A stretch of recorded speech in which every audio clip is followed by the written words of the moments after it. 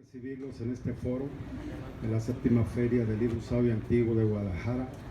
En este sentido, homenaje para el señor José G. Cruz, del cual conocemos un poco nada más de la vasta obra que él realizó a lo largo de su vida.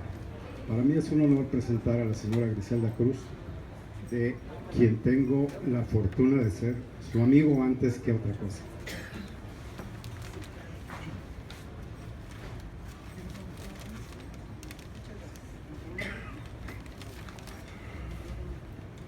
Les decía que les doy la más cordial de las bienvenidas a esta séptima Feria del Libro Usado y Antiguo, agradeciendo a la señora Cruz la valiosa participación en este homenaje, cuyo padre es uno de los pilares más importantes en la creación de la historieta mexicana. El señor Cruz inició su producción artística a los 18 años de edad. Por muchos años encabezó la lista de los historietas, no nomás en su país, sino en Centroamérica y Sudamérica también, con éxitos editoriales en el género del melodrama, tales Carta Brava, Tango, Ventarrón, Tenebral, etcétera, etcétera.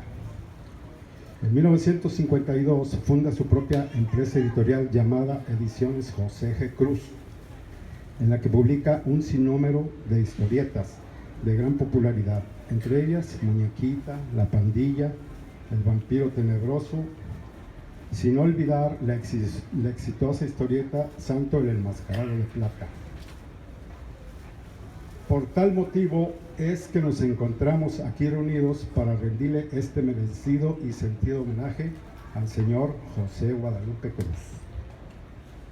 También quiero agradecer la presencia y participación en este foro de mi amigo Juan Alcaraz. Adelante, por favor, adelante Juan, bienvenido. A quien me une una amistad de más de 30 años, quien es conocido por todos mis colegas por su fabulosa e impresionante colección de historietas, ahora también llamados cómics. Además de coleccionar cómics, es coleccionista de libros de historia de México, novelas de ciencia ficción, de la que tiene un buen número de títulos, también libros de arte fantástico, etcétera, etcétera.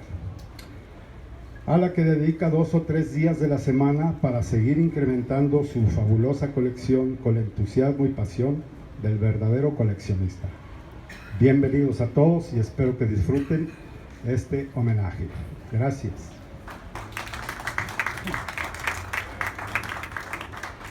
Y ahora cedo la palabra a mi amigo Juan, que es el que tiene algunas preguntas o va a llevar a cabo la entrevista con la señora Griselda Cruz. Muchas gracias y les agradezco su atención. Con la señora ya he tenido antes algunas palabras y vamos a tratar de hacer esto muy dinámico. La primera, que todo mundo deseamos saber dónde nació y la fecha. Señora, ¿podría decirme cuándo nació y dónde? Sí, cómo no. Mi papá nació en Teocaltiche el 31 de enero de 1917. O sea, va a cumplir 100 años el próximo año de nacer. En el próximo año 17, el 31 de enero, un centenario de su nacimiento. Vaya. Impresión, así es. Porque definitivamente con todo lo que ha hecho, que realmente no lo han considerado, pero en este momento le vamos a dar su lugar. Él, dentro de su trayectoria, se dedicó al cine, se dedicó a la pintura, se dedicó al dibujo y sobre todo al fotomontaje, que prácticamente él es el padre del fotomontaje en este país. Aquí la señora, con conocimiento de causa, nos lo va a confirmar. Sí, efectivamente fue una de las cosas que mi papá siempre estuvo pues muy preocupado, porque nadie le reconoció en su momento que él era realmente el autor del fotomontaje. Mucha gente se lo quiso adjudicar, inclusive hay ahorita una persona que todavía vive, que es el señor Ramón Valenzuela, y se ha dicho que él también es fundador del fotomontaje, y no es cierto. Mi papá fue el único que tuvo esas ideas y comenzó a hacer sus historietas personales, no compartidas, y el fotomontaje comienza con los años 40. Comienza en los años 40 con historietas. La primera que se hizo bien con fotomontaje fue Ventarrón. Entonces, definitivamente, por si algunos tenían duda, el creador del fotomontaje en este país es José Guadalupe Cruz. Muchos ven que sus iniciales son José G. Cruz. Mucha gente se ha preguntado qué significa esa G. Aquí queda aclarado, significa Guadalupe, porque muchos decían que Galvez, otros le ponían cualquier otra situación, pero es Guadalupe. Sí, una vez aclarado que él desde los 40 está iniciando con la serie Ventarrón el fotomontaje, todos los demás se fueron pues por esa facilidad para crear sus historias y difundirlas en cientos de miles, porque facilita el trabajo para el dibujante. El problema con él fue que nunca lo registró, nunca quedó con copyright, todos se aprovecharon de ese trabajo y nunca se les reconocieron. Esperemos que con esto quede bien asentado para todos, con conocimiento directamente de la hija de él, que no hay más que uno al que se le debe reconocer, que es a José Guadalupe. Aclarado ese punto, vamos sobre él, su inspiración para toda esta genialidad que tuvo en creación de guiones de películas, en creación de argumentos para revistas. ¿Cuál fue la inspiración de José Guadalupe? Bueno, la inspiración en general obviamente fue trabajar, ganar, subsistir en el principio, y la inspiración que después fue teniendo fue, pues obviamente fue su cabeza, su inspiración fue el mismo, porque comenzó muy chiquillo, a los 18 años. Hay trabajos todavía que se pueden encontrar cuando él tenía 17 años. O sea, se fue a México en 1934 solo, dejando a la familia, pues era muy chiquillo, dejando a la familia en Aguascalientes, y de ahí se viene a México, bueno, según él platicaba, con 45 pesos en la bolsa. Entonces se va a México a trabajar pues en lo que fuera, y entonces comienza a trabajar en la Lagunilla, pintando carteles, pintando lo que fuera. De ahí se pasa a alguna de las editoriales muy importantes, que fue de Cyrus. Comienza él aproximadamente a los 16 años y medio, y a los 17 ya existen muchos trabajos de él en diferentes partes. O sea, comienza, y la inspiración, me preguntaba, ¿qué fue?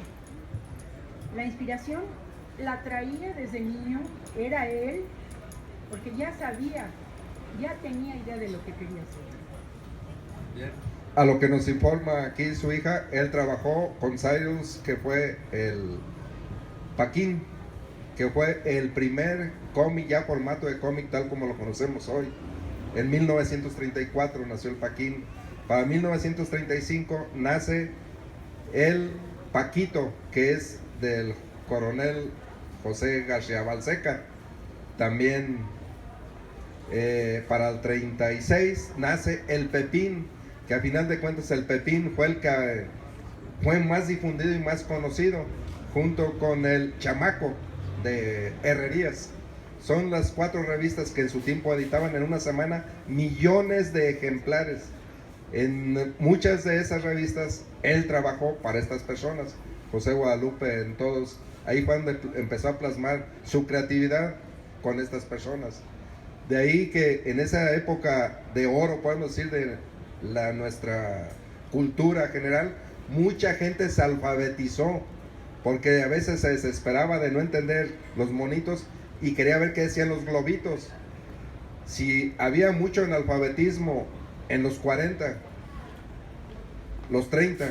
Ya después de la Segunda Guerra Mundial, prácticamente el 80% de la población fue alfabetizada gracias a esas revistas que hoy son inencontrables, y donde mucho colaboró para su difusión fue él, a través de su creatividad y sobre todo la facilidad para aumentar la cantidad de historias creadas por él mismo gracias al fotomontaje.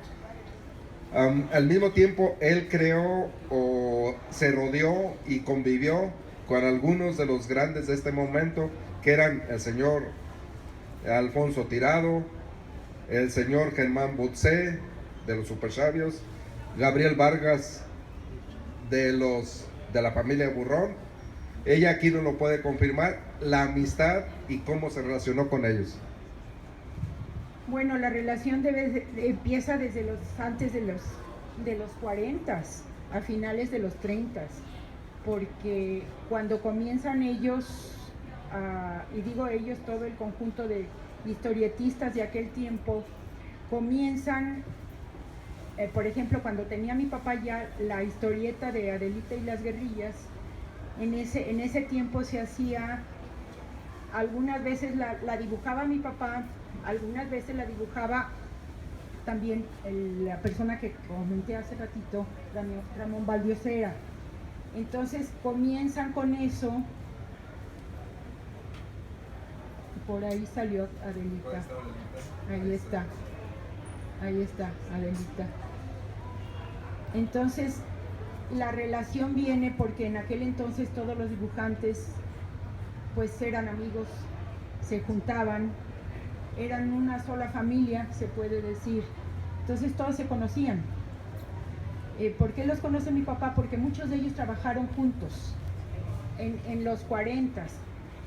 En los 50, cuando mi papá forma la editorial, que la forma en 1952, Ediciones José G. Cruz, él comienza con una revista que se llamó Muñequita, que en aquel tiempo tuvo muchísima popularidad por la razón de que todos los dibujantes conocidos, mi papá les producía lo que aquí viene, por ejemplo, Canciones Inolvidables, que las dibujan, mi papá escribe lo que es las canciones, pero al mismo tiempo las dibujan diferentes gentes, no nada más mi papá.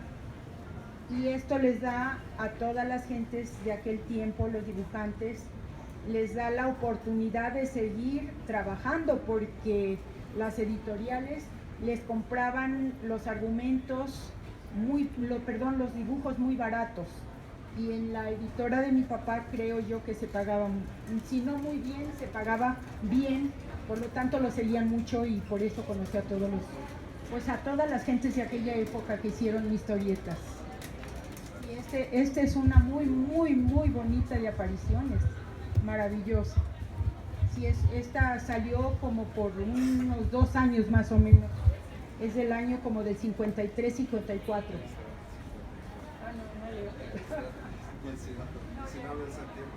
Sí, más o menos tengo la idea del tiempo de cuando salió esta historieta. Gracias. Estamos pasando algunas de las imágenes de la creación de él.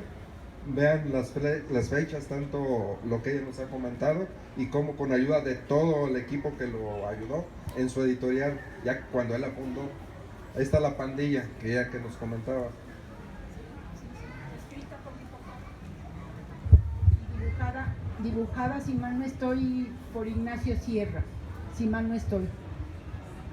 Pero sí, esta es escrita por mi papá y creo que es dibujada por Ignacio Sierra, toda la pandilla.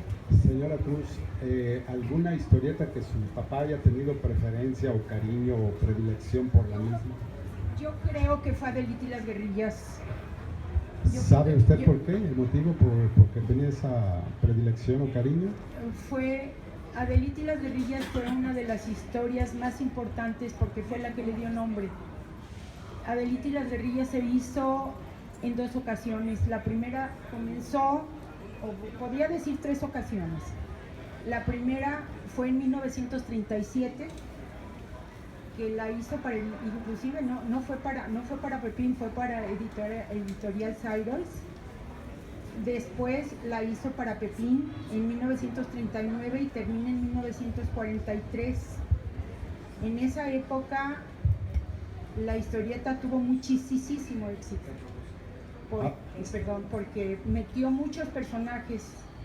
Sí. Y estos personajes atraían mucho a las personas. Gracias. Hace un momento comentaba yo que su papá empezó su carrera a los 18 años de edad. Sí. En 1937, ¿qué edad tenía su papá? Perdón, ¿en 77? No, 37, ¿qué edad tenía? 37. Sí, en 1937, ¿qué edad tenía su papá?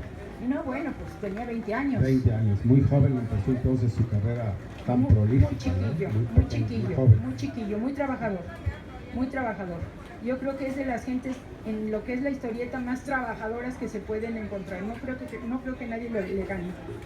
Hace un momento también era muy trabajador. Sí, comentaba yo que su papá es un pilar muy importante dentro del género de la historieta, que ahora la gente llama cómic. No sé también si esté bien aplicado el término. Juan, quieres preguntarle tú también a la señora. Sí, a nivel mundial ya se estandarizó que lo que nosotros llamamos caricaturas, monitos y pepines, que fue un término muy usado para este tipo de lectura, hoy ya está institucionalizado a nivel mundial como cómic, que viene de que es algo para reírnos, para disfrutarlo con alegría.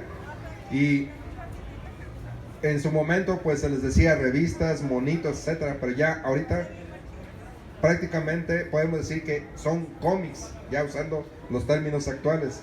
Estamos pasando dentro de esto de los cómics varios de los que él editó, El Valiente, pasamos unas de Tongolele, pasamos otras de, ahorita vamos a llegar a una de las que más se difundió a través de su editorial, que fue El Santo. Ahí es donde hubo un litigio con El Santo, porque el nombre de Santo era nada más para el luchador, pero él le agregó el Enmascarado de Plata, que es una creación de José Guadalupe Cruz. Y gracias a esa publicidad, pues decimos que salió al hombre de carne y hueso a través del cómic, se volvió un mito, es un ícono a nivel mundial ahorita El Santo, gracias a José Guadalupe Cruz. Vean, Santo, el enmascarado de plata, esa frase sí fue registrada por José Guadalupe Cruz. Aparte que cuando se hizo la creación de este personaje, los derechos del cómic, José Guadalupe Cruz, en un convenio que hizo con René Cardona, le dijo el video, lo que vendría a ser en ese entonces cine y televisión, para Cardona, y la revista exclusivamente para José Guadalupe Cruz.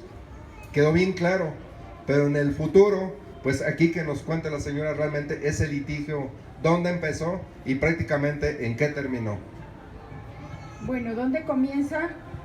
Bueno, comencemos primero con la revista. Cuando comienza la revista, yo he leído algunos reportajes últimamente que dicen que el Santo, vamos a decirle así al señor, que el Santo, mi papá hizo la primera película que se llamó Santo Enmascarado de Plata, fue escrita por mi papá, y el hijo del Santo dice que el Santo en sí no salió, que porque andaba ocupado en otros lados y que no pudo hacer esa película, lo cual no es cierto. Es imposible. En aquel entonces el Santo pues era una persona que no era conocida. El nombre de mi papá sonaba en todo México y quizás en todo Sudamérica. Entonces, si le hubieran ofrecido la primera película al Santo, pues obviamente el Santo se va de cabeza por hacerla, ¿verdad? Imposible que no la hubiera hecho. Y ahora dicen que no tenía tiempo, que la hizo el médico asesino, por cierto, que la hizo otra persona porque no tuvo tiempo. Eso no es verdad. Con el problema del Santo, mi papá hace realmente un ícono en México que sí se ha comenzado a mover, que mi papá es el padre del santo, vamos. Así lo han manejado algunas revistas, no yo. El problema que me dice aquí don Juan es que en 1973, teniendo ya el santo varias películas hechas ya de él, porque él fue productor también, un día llega ahí a la casa de mi papá y le dice: oye José, fíjate que no sé qué editor, esto no me acuerdo, quiere, él y yo vamos a hacer una revista. Y le dice mi papá: ¿cómo? Sí, vamos a hacer una revista, ya está casi todo listo, no creo que nos perjudique, pues el santo el santo tuyo, pues no tiene nada que ver. Entonces mi papá se enojó muchísimo y ahí fue donde comenzó el problema y salieron enojados. Mi papá lo corrió de la casa y lo único que sí le dijo fue que el nombre y el personaje era de él y que se lo iba a demostrar. Por lo tanto, le dijo que la próxima revista que saliera ya no iba a salir él, que le iba a demostrar que el nombre era de él, no del santo en sí. Y lo más pronto que se pudo, se sustituyó al santo por una persona que lo tomaron los muchachos, todos los muchachos del equipo de mi papá, le dijo: pónganme a cualquiera y me lo sacan. El santo no vuelve a salir, y no volvió a salir. Entonces, al sentirse usurpado, es cuando demanda a mi papá. Lo demanda y pues ahí empieza un verdadero pleito. Un pleito que casi se puede decir fue a muerte, porque duró del 73 al 80. Algún día, aquí una amiga mía que quiero mucho, estaba en mi casa y suena el teléfono. Esto fue en 1979. Y suena el teléfono y me dice mi papá: hija, ya ganamos. ¿Qué, papá? Ya le gané a este señor. Ya le gané, ya está todo listo, ya no hay problema. El problema está resuelto y me regresaron lo que a mí me deben. Sí. Y luego la S. Ah, bueno, es que para esa S se le mandó poner a la máscara original con la que se tomaban las fotos. Y si mal no estoy, este señor es un señor que se llama, probablemente viva, Héctor Pliego. Le ponen la S, que es la primera vez que empieza a salir, con esa S, ya empieza a salir el nuevo santo y sale ya en esta forma. Esto ya es lo nuevo. Y esto, creo que esta revista, ¿es de la casa, hijo? ¿De la casa de mi papá? No, ¿no? Las tengo yo. No, la foto. Ah, la foto. La foto. Ah, la casa. Sí, la foto. Sí, no es de la casa, ¿no? Esto es cuando empieza a salir ya el nuevo santo y obviamente pues ahí termina. Él ya estaba muy arriba con las películas. Ya las películas, pues ya era él muy reconocido con las películas. Pero la historieta se terminó en 1982 y nunca más volvió a salir el santo. O sea, el nombre de José G. Cruz era de mi papá y la revista, obviamente, pues él fue el que la hizo. Bien, esperemos que con esta información quede bien aclarado que el creador de ese ícono fue José Guadalupe Cruz, al margen de cualquier situación y comprobado con toda la documentación y ejemplares que existen hoy en día en la actualidad, para darle la plena validez y certeza de que el creador de este mito y de este ícono es José Guadalupe Cruz. Al final de ese desgaste, parece que él, a José Guadalupe, quedó cansado y en 1982 decide abandonar la industria editorial. Él a usted en lo personal le dijo, ¿cuáles fueron las razones que él definitivamente es cansado o qué? ¿Nos podría decir? Pues en general sí le podría decir que sí estaba cansado ya de... Yo creo que fue mucho trabajo, fue mucho desgaste. El santo lo desgastó mucho. El problema del santo, que fue real, lo desgastó mucho. El tiempo cambió, las gentes cambiaron, las revistas cambiaron, empezaron a tener problemas en la editora, y eso le empezó a dar mucha tristeza a mi papá hasta el día que dijo, ¿sabes qué? Me voy a Estados Unidos, yo ya no quiero vivir en México, me quiero ir a Estados Unidos, que es lo que me gusta. Se fue, compró un departamento allá y se fue a vivir allá. Estuvo 7 años allá. 7 años vivió en Estados Unidos, en Beverly Hills, y allá desgraciadamente murió.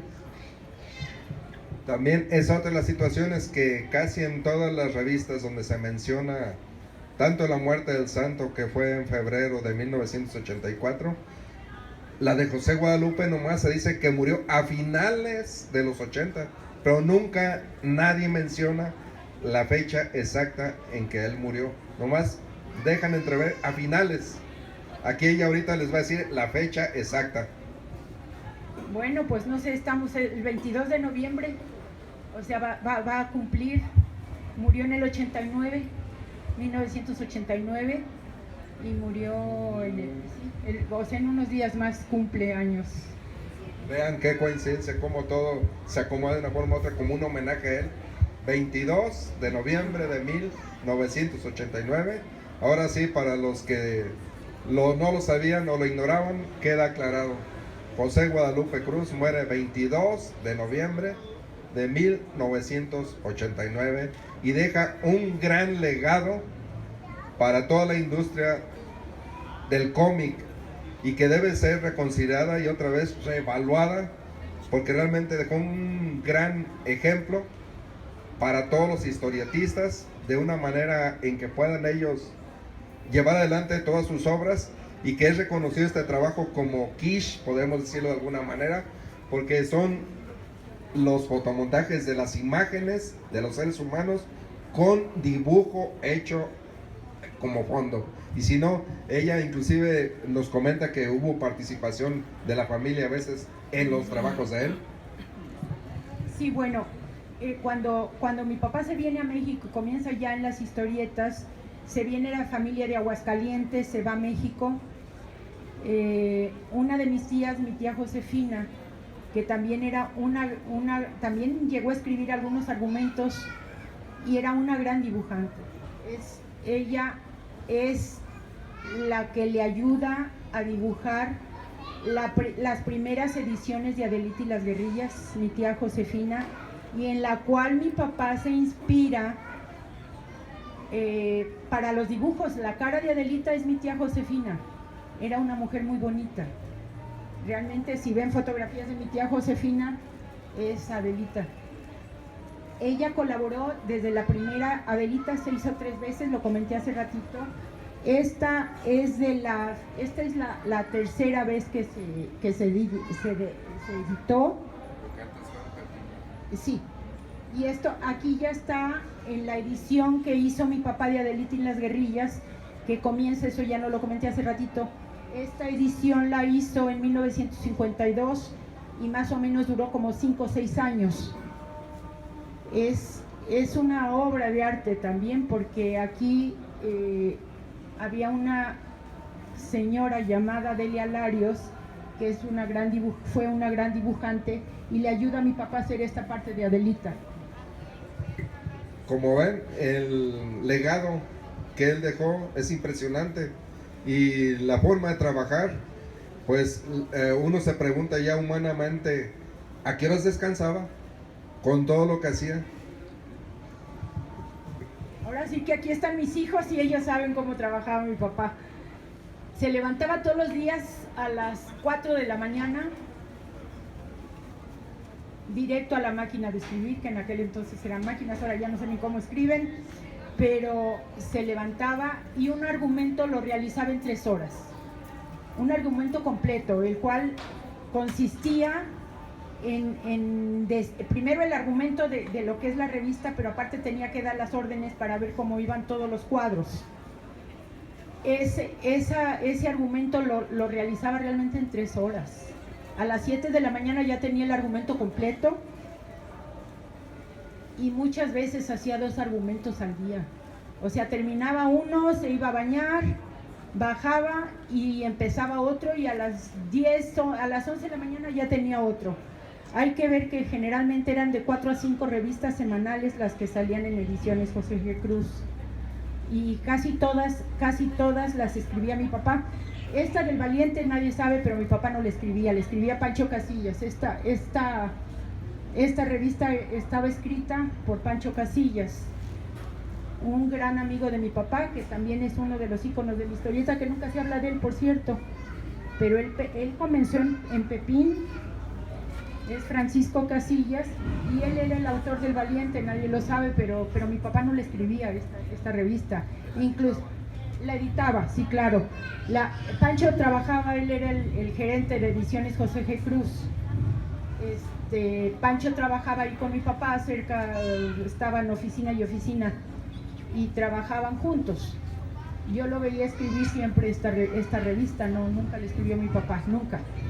Y inclusive las portadas, casi algunas las hacía mi papá, pero había un dibujante que se llamaba Huitrón, y él era el que dibujaba estas historias.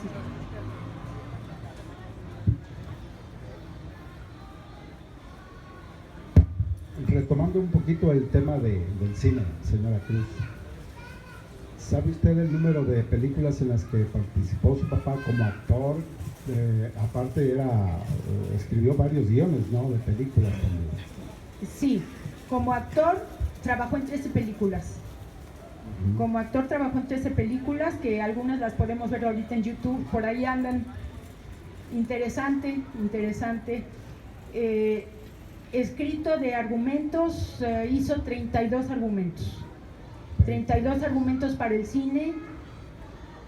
Uno que fue muy importante, aparte de algunos que se hicieron de las revistas, como Carta Brava se hizo en el cine, Ventarrón, Manos de Oro, todas esas sí se hicieron en el cine, de la revista pasaron al cine. Pero hay una que es muy importante, que se llamó Percal. Esta revista la hizo mi papá en el 46. Percal es la historia, de ahí viene mucho de lo que se hizo en un futuro en novelas. Percal es el principio de la muchacha que está en el pueblo, tiene un hijo, la engañan, tiene un hijo, se va a la capital y ahí conoce gentes no gratas, como luego se dice, y después tiene una decadencia muy, muy fea. De esta revista se hizo un argumento que se supone que iba a ser una sola película, pero se hicieron 3 películas. Estas películas las hizo Juan Orol, y es el principio del cine en secuencia, porque se hace la primera película, que es El infierno de los pobres, después Perdición de mujeres, que es la segunda película, y la tercera película es El infierno, no me acuerdo el nombre de la tercera película, pero esta trilogía fue la más importante que tuvo en su vida Juan Orol, nadie lo sabe, pero fue muy importante en aquel tiempo, y de aquí sube todo lo que fue digamos, para la televisión surgen, para Yolanda Vargas Dulce surge toda la historia de la muchachita que la engañan. Aquí está el principio con Percal, mi papá es el precursor de eso. ¿Quiere decir que su papá escribía guiones más bien de corte policíaco? No, mi papá escribió, en este caso no es de policía. No es policía, pues. No, mi papá escribió guiones de todos. Ajá. Por ejemplo, en las revistas hay muchas revistas, por ejemplo esta, Percal es una revista que es, pues ahora sí que de lágrimas Social, y no ¿no? risas, porque son puras lágrimas. Sí. Sí, o sea, no, mi papá escribió de todo. Quizás se dedicó más al héroe, tuvo un poquito más sobre los héroes. Sobre los héroes como tipo Santo, como tipo Carta Brava, como Brenti también, que eran personajes pues que andaban por todo el mundo. Pero sí hizo mucho de lágrimas y sin risas. Sí, mucho de lágrimas. Sí, también, Sí. también en los años 40 y 50 había varios dibujantes que por encargo de algunas marcas comerciales hacían calendarios. Tengo entendido Sí. que también su papá hizo algunos calendarios, ¿no? Bueno, lo que yo conozco de los calendarios que hizo mi papá los producía. O sea, no recuerdo calendarios hechos, digamos, Por encargo. para venderse por fuera. Sí los vendía, pero él los pintaba y él mismo se los distribuía. Pues él tenía la distribución, pues no le podría decir que a sus pies, pero pues el socio de mi papá era el señor Manuel Flores, que es uno de los tops en distribución en México. Okay. Bueno, yo creo que ya murió. Sí, gracias. Sí. Sí. Si se fijan en todas las historietas o cómics, él siempre privilegió la lucha del bien contra el mal. Siempre había un desamparado y había un héroe que llegaba a socorrer a ese desamparado, y prevalecía siempre en todas el bien sobre el mal, que fue donde él se enfocó. Y siempre él, como su nombre lo dice, la G de Guadalupe, en muchas de sus historias siempre interviene la Virgen de Guadalupe. Para nosotros aquí como mexicanos, que tenemos un ícono que unificó a este país, inclusive en nuestra guerra de independencia, fue la imagen de la Virgen de Guadalupe. José Guadalupe la usó en varias de sus historietas, y si no, aquí ella que nos lo confirma. Bueno, volviendo al santo, en las primeras páginas de la revista, en el primer número, aparece el santo hincado y la Virgen de Guadalupe, y él le ofrece su trabajo a la Virgen de Guadalupe. O sea, esto está en las primeras páginas de la historieta. Es muy bonito, y aparte también creo que es la segunda o la tercera página donde le dedica la revista del santo a los niños. O sea, para él era muy importante eso, o sea, la Virgen, los niños. Y esto lo vemos en muchas de sus historietas, pero en el santo en particular sale directamente la Virgen, el santo hincado, cosa que ya vemos, por ejemplo, en las películas del santo, que son totalmente diferentes. Mi papá nunca tuvo que ver en ninguna de sus películas. En realidad ya ahí se vuelven una gente, no es lo que mi papá puso en principio de santo. Santo era un hombre dedicado a hacer el bien y protección mucho de los niños. Sí. Así es. Ahí con eso se dan cuenta también la influencia de José Guadalupe es muy diferente en las revistas a lo que fue el cine, que fue otra situación muy aparte realmente del ingenio y la creativa de José Guadalupe. Ahí es un parteaguas para señalar exactamente quién realmente, otra vez vuelvo a insistir, quién es el creador del Enmascarado de Plata, y no es otro más de que José Guadalupe. Y ustedes lo pueden comprobar cuando si han tenido acceso a las revistas del santo, ahí se van a dar cuenta la diferencia total y brutal de lo que es una revista con lo que es el cine. Son dos vertientes totalmente diferentes, de tal manera que pues ese litigio que se dio pues fue después trataron de volverla a revivir ya en 1987, prácticamente ya cuando había concluido todo. Inclusive ya Rodolfo Guzmán ya había fallecido. Si se fijan, nació el hijo del santo, pero si se fijan, ya no ponen, ellos trataron ya, como ya han perdido, ya no existe el Enmascarado de Plata, es nada más, pero no duró mucho. Fue pues no tenía ya ni la creatividad ni el espíritu que le ponía José Guadalupe a sus revistas, a sus cómics. Esta inclusive es en color. Y después hubo por ahí otra revistita pequeña que se llamó Desastre, que empezó a sacar historias. Mencionó otra vez Santo Rey del Ring, pero si se fijan también ya no más Santo, ya no se menciona, porque al perder el litigio, él ya no podía usar eso, y nada más es Santo, o el Hijo del Santo. Pero ya totalmente, inclusive para, ahora sí, pero el ícono Santo seguía adelante. Aquí dos moneros, Gis y Trino, trataron de, pues otra vez, de seguir adelante con él, pero él ya ellos ya le pusieron El Santos. Yo creo que todos lo han de conocer. Es El Santos y la Tetona Mendoza. Que es como todavía sigue, otra vez, todo nació desde José Guadalupe y aún sigue ese homenaje otra vez, a través de los cómics. Ahí lo pueden ver, hasta la fecha sigue. Así es que este homenaje esperamos que haya sido una reivindicación al nombre de José Guadalupe por todo lo que nos ha dejado. Van a existir en el cine, en las revistas, en sus pinturas, que son muy pocas, pues muy pocas realmente las que pues, se conocen, ¿verdad? Aquí ya nos puede decir su pintura, quién la tiene o si se ha difundido. Bueno, gran parte de su pintura me la dejó a mí, y en el tiempo que mi papá vivió, en realidad la pintura no la regalaba. Esto quiere decir, por ejemplo, pintaba alguna persona, algún personaje y la regalaba. No, él nunca hizo, digamos, comercio con su pintura, jamás. No, nunca. Aunque su pintura fue maravillosa, es maravillosa, todavía existe.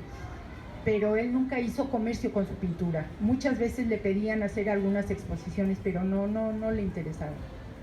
Sí. En días pasados me comentaba usted que quieren hacerle un homenaje a su papá en Teocaltiche, donde nació él, ¿no? ¿Nos puede comentar algo al respecto? Sí, me hablaron me han hablado por teléfono y quieren hacer un homenaje para los 100 años de nacimiento de mi papá. Estoy viendo, porque tendría que hablar también con las gentes de Teocaltiche, esto ya me corresponde a mí.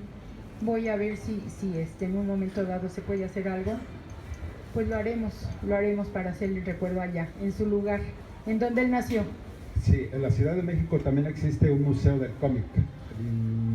No sé, no estoy enterado si hay una sala dedicada a su papá. Hay un museo, hay un museo en Anenehuilco, en Cuautla, por allá. Y sí, es un museo general, no hay ninguna sala dedicada a mi papá.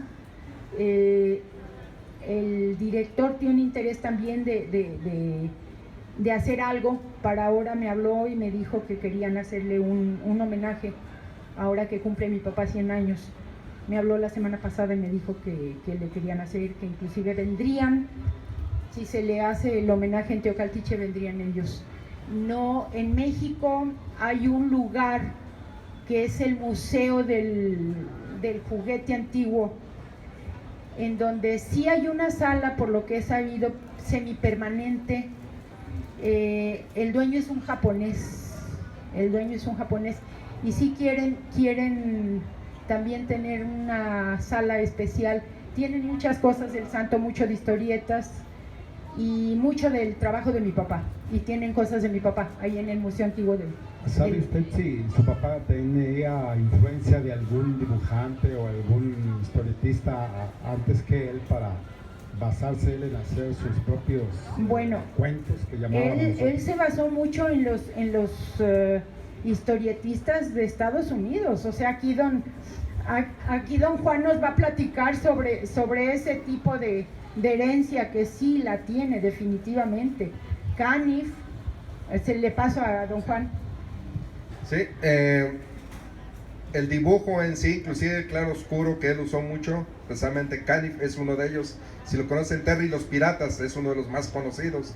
Inclusive creó una escuela donde él usa el dibujo exclusivamente, no hay color, nada más el dibujo, pero el dibujo humanista, no caricaturizado ni deformado, sino el dibujo tal como es de los clásicos. ¿Se acuerdan que los clásicos dentro de el arte universal procuraban no deformar el cuerpo, sino ponerlo lo más estético posible? Y es lo que tiene Caniff. Él, todos sus dibujos y como su Terry y los piratas, que siempre a las personas les dio exactamente las proporciones que tiene el cuerpo humano. Y aparte, sus historias siempre iban con un aspecto didáctico, encaminado siempre al beneficio de todos, predominando, vuelvo a insistir otra vez, el bien sobre el mal, y siempre siendo muy claro quién está del lado del bien y quién está del lado del mal. Por lo tanto, esa influencia José Guadalupe la tuvo, y como les comenté hace un momento, en todas sus historietas, sus cómics, siempre va a haber el mal, y a veces el mal no simplemente una persona, sino el mal como una entidad intangible, contra las que tuvo que luchar el santo varias veces. Si han leído el santo, tiene aventuras de ciencia ficción, aventuras de detectives, aventuras sobrenaturales, porque luchó contra las momias, luchó contra vampiros, luchó contra espantos, inclusive hasta tuvo un ayudante de la lucha para transportarse instantáneamente.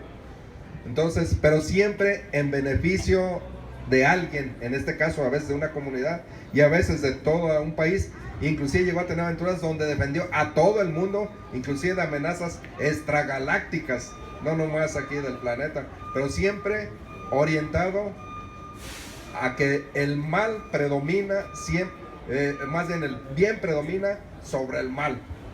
Y todo eso también fue influenciado a través de Terry Caniff, que siempre en todas sus historietas que él hizo mientras vivió, siempre, es que nada, en el caso de Terry Caniff, pues le tocó la Segunda Guerra Mundial. Casi todas están dirigidas a cómo los aliados prácticamente, aunque le sufrían, pero lograban vencer a las fuerzas del mal, que eran los del Eje. Ahí sí, ¿verdad? Está muy señalado quién era el bien y quién era el mal.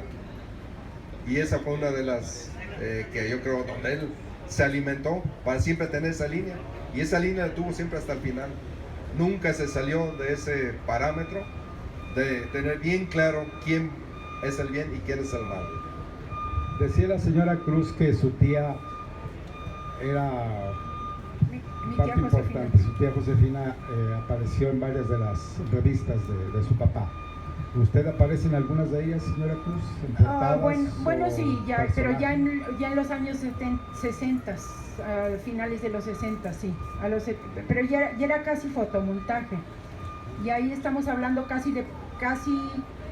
ya era fotomontaje, podríamos hablar de era casi llegando a la fotonovela. Sí, en los 60, sí, algunas, en Juan Sin Miedo. Sí, En Juan Sin Miedo. Usted también colaboró con su papá. ¿Puede decir en qué forma colaboraba con él? Bueno, yo trabajaba para Ediciones José G. Cruz. Bueno, trabajar es un decir, me sentaba siempre casi que enfrente de él y él me decía lo que había que hacer. Pero sí, yo llevaba lo que era la correspondencia, no que estuviera lloviendo, pero me pasaban correspondencia y asuntos especiales y ahí me quitaba toda la mañana. Yo estaba al cargo de la historieta de Irma Serrano, La Tigresa. Sí. Sí, que era un mundo de problemas, entonces yo ahí estaba. Todo un personaje, ¿verdad? Todo un personaje, sí. Bueno, en ocasiones que hemos tenido la fortuna, mi amigo Juan y yo, de estar en su casa, en la que nos recibe usted de maravilla. Con mucho gusto. Hemos comentado que el tiempo se pasa rápidamente, hasta más de 4 horas hemos estado en casa de la señora Cruz, oyéndola platicar de las anécdotas, de la historia de su papá tan interesante. Y la verdad es que el tiempo siempre se viene encima, ¿no? Desafortunadamente esta no es, no hay otra cosa más que el tiempo sí se viene y tenemos que ceder al espacio al nuevo presentador o a la nueva plática para Para la Asociación de Libreros de Guadalajara, no sé si quiera dar unas últimas palabras, señora, o mi amigo Juan también, con todo gusto. No, bueno, pues yo antes que nada le agradezco, señor Madrigal, muchas gracias por la invitación. Muy, muy, muy agradecida hacer este recuerdo de mi papá para mí, quizás también para mis hijos, para mi sobrino que está por aquí. Es muy bonito tener recuerdos y estoy muy agradecida con ustedes, para don Juan también, muchísimas gracias, para su hijo. Juan, por allá estás, ya te vi. Muchas gracias por estar pues aquí con nosotros, ¿verdad? Y habernos juntado. El señor Madrigal, muchísimas gracias, don Juan. Pues yo me siento muy honrado y muy agradecido de tener este contacto directo con, ahora sí, no hay ahí de que especulación, sino la realidad y la verdad tal cual ocurre. Y sobre todo nos da gusto que también haya habido bastante asistencia y les agradecemos a todos que nos hayan prestado la atención debida. Se los agradecemos de todo corazón. Gracias. Es para la Asociación de Libreros de Guadalajara un honor estar aquí compartiendo el escenario con la señora Cruz, con el señor Juan Alcaraz. Les agradecemos mucho su presencia y continúen porque todavía hay algún otro importante evento. Gracias y buenas tardes. Queremos entregarle a la señora Griselda Cruz un reconocimiento pequeño a nombre de la Asociación de Libreros por la trayectoria de su papá y la historia también que nos compartió muchos años y que disfrutamos por tantos y tantos años y que seguimos disfrutando todavía. Gracias.